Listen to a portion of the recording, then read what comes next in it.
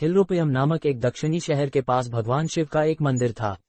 वहां एक पवित्र ऋषि रहते थे और मंदिर की देखभाल करते थे। वे भिक्षा के लिए शहर में हर रोज जाते थे और भोजन के लिए शाम को वापस आते थे।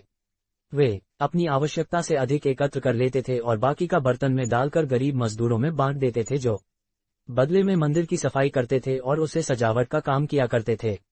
उसी आश्रम में एक चूहा भी अपने बिल में रहता था और हर रोज कटोरे में से कुछ न कुछ भोजन चुरा लेता था। जब साधु को एहसास हुआ कि एक चूहा भोजन चोरी करता है तो उन्होंने इसे रोकने के लिए सभी तरह की कोशिशें की। उन्होंने कटोरे को काफी ऊंचाई पर रखा ताकि चूहा वहां तक पहुंच न सके और यहां तक कि एक छड़ी के साथ चूहे को मार भगाने की भी कोशिश की। लेकिन चूहा किसी भी तरह कटोरे तक पहुंचने का रास्ता ढूंढ लेता और कुछ भोजन चुरा लेता था।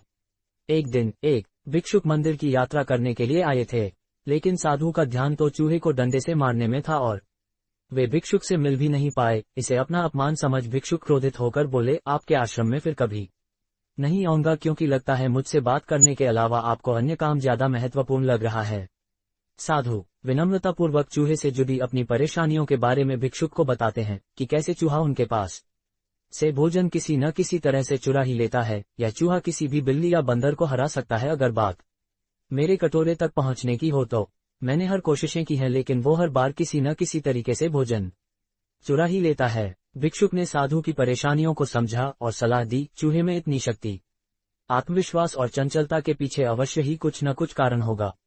मुझे यकीन है कि इसने बहुत सारा भोजन जमा कर रखा होगा और यही कारण है कि चूहा अपने आप को बड़ा महसूस करता है और इसी से उसे ऊंचा कूदने की शक्ति मिलती है। चूहा जानता है कि उसके पास कुछ खोने के लिए नहीं है, इसलिए वो डरता नहीं है। इस प्रकार साधु और भिक्षुक निष्कर्ष निकालते हैं कि अगर वे चूहे के बिल तक पहुंचने में सफल होते हैं तो वे चूहे के भोजन के भंडार तक पहुंचने में सक्षम हो जाएंगे।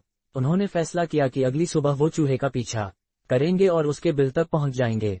अगली सुबह वो चूहे का पीछा करते हैं और उसके बिल के प्रवेश द्वार तक पहुंच जाते हैं। जब वो खुदाई शुरू करते हैं तो देखते हैं कि चूहे ने अनाज का एक विशाल भंडार बना रखा है। फौरन ही साधु ने सारा चुराया गया भोजन एकत्र करके मंदिर में लिवा ले जाते हैं।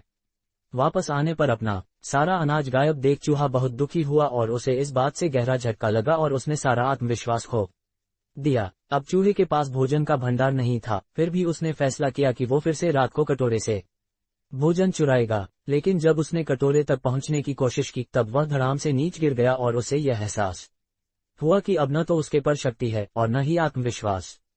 उसी समय साधु ने भी छड़ी से उस पर हमला किया। किसी तरह चूहे ने अपनी जान बचाई और भागने में कामयाब रहा और फिर वापस मंदिर कभी नहीं आया। यदि हमारे पास भी संसाधनों की कमी न हो तो हम में भी अद्भुत शक्तियां और आत्मविश्वास